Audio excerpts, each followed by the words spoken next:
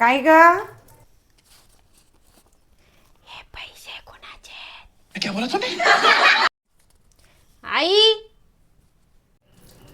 काय ग?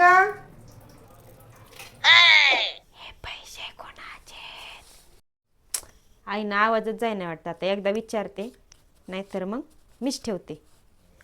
आई काय म्हणती काय माहिती? हे पैसे कोणाचे? तुझ्या सासूचे. मंगल भावानया. No, no, no, no.